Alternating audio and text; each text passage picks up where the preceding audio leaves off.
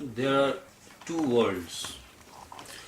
The one is the external world which we see, which we feel, which we deal with every day. And we are very aware of it, we are very conscious of it.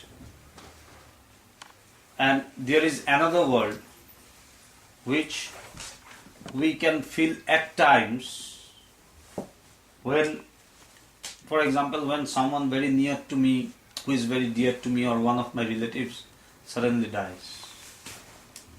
And then suddenly the question comes that, is this world true? What we have been seeing, what we have been dealing with, what we are doing every day, is it all true? Because I just saw my friend or my relative or my any dear friend this morning and suddenly he is no more. And suddenly this world which seemed to be so real to me becomes a question in my mind. There is a big question in me. And I don't feel anything good. I see the world not as good as I used to see it earlier. And I feel sad. I feel the sadness in me. But then again, with the passage of time, gradually things become normal, and I'm in the run. I'm in the chase, in the run of this world externally. But Vedanta is a subject. First, a beautiful thing we must bear in our mind, that Vedanta is not confined to any religion. It's not a religion. It's a universal knowledge. A knowledge which is very much universal. And this knowledge speaks about our inner world. And this inner world is more vast than the world we see outside. For example, we began with meditation a few minutes ago, and we just closed our eyes. And with the closing of our eyes, we just had a cut off from the world, We just cut off the cord from the world, the connection from the world. But then the world was not vanished. Did the world totally vanish from us?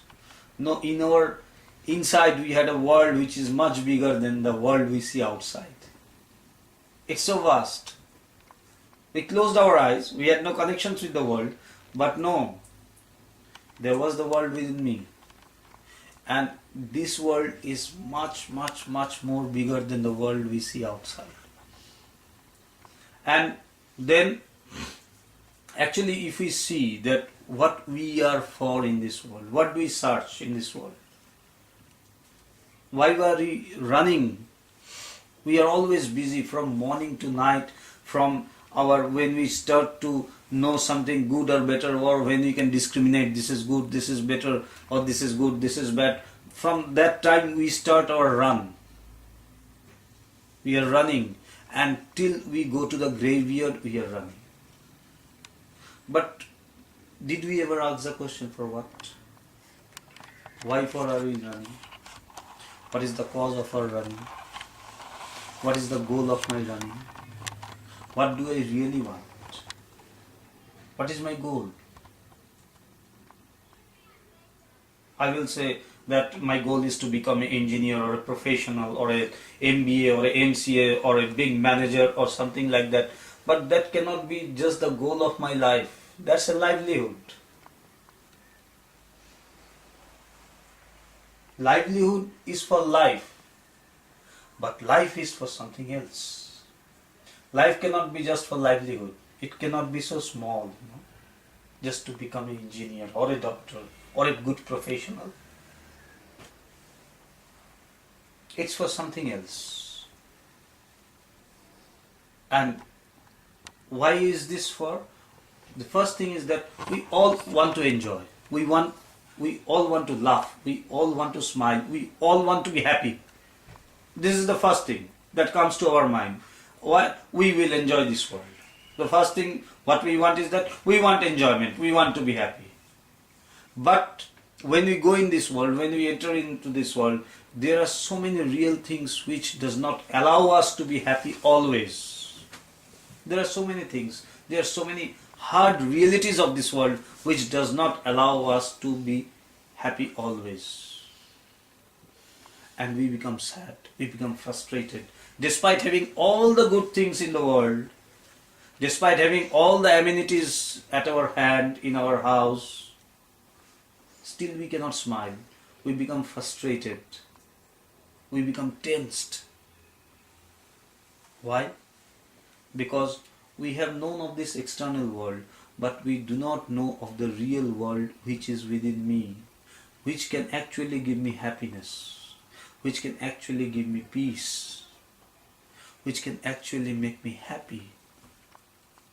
So Vedanta is a subject which speaks of this inner world, because there is no one in the world who wants to be sad, who wants to be gloomy. We all want to smile, we all want to laugh, we all want to be happy, but actually we don't know the source. To be happy, we run externally.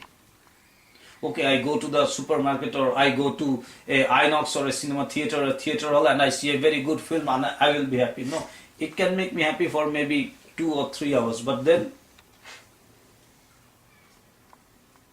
that is not the source of happiness. And if I am not happy in my mind, a good theater or a good film cannot make me happy. I don't feel like seeing. I don't feel like doing anything. Because happiness is not kept externally. It's within me. So Vedanta, what does this subject do? What does actually spirituality do? All spirituality, all the religions or all the spirituality in the world, they all say one thing, that look into yourself. You will find everything there. All the treasures of life are hidden there, in the self. We search for peace, we search for bliss, for happiness everywhere in the world. But the only place where we do not search is ourselves. And this is where it is hidden.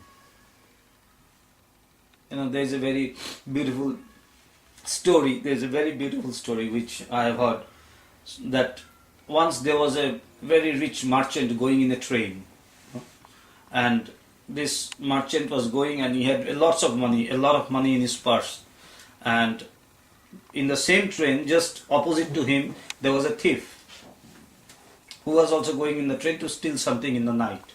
Now this man, as he was very aged and experienced, he could understand that this person is a thief and he wants to steal my purse, he wants to steal it. So he understood, and this man was always busy looking at this businessman with a long, big and a fat money bag, fat purse full of money in it. So at the night, after taking the dinner, they all went to sleep, but this thief could not sleep because he had something else in his mind. He had to steal the money back from the businessman. So when he saw that everyone was asleep and this businessman also was sleeping very fine, he woke up and he just began to search for the purse. He searched everywhere, but he couldn't find the purse. He searched for an hour, but still he couldn't find. And lastly he gave up because the money bag was nowhere. And this businessman was sleeping very fine, fully absorbed in his sleep. The next morning when he woke up, the businessman saw the thief somewhat in a very discomfort manner, angry with himself or annoyed, very annoyed. And this businessman was doing all his jobs in the morning and taking the breakfast and everything. But this thief was very annoyed, means he wanted to tell something. And at last he couldn't keep the silence. He broke his silence and he said, hey sir, he said, what is it? He said, I want to ask you one thing. He said, what is it? He said, see, I confess that I am a thief. I am confessing you because I cannot bear anymore. I have a question in my mind and I want the answer. He said, what is it? He said, see, I am a thief. And I was here to steal your money bag, your purse.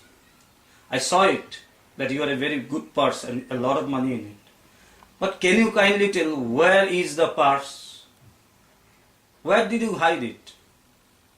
He said, oh, this is the question. He said, yes. He said, okay, you get up from your seat. He woke up and under his pillow, from the pillow of the thief, He just took out the money purse and said this. He said, when you went to the bathroom in the night, just before you sleep, I put my purse there. Because I knew you are a thief and you are going to search me. You will search me, but you will never search your pillow. You will never search your bag, your own bag. So I kept it there. So we are like the thief. Always busy to find peace, bliss, happiness from others. Going outside, buying something, seeing something, going to some new places, going somewhere for a holiday. But never do we look into ourselves. But it is kept there. And hence we do not find it like the thief. Because we are always busy finding it from some other.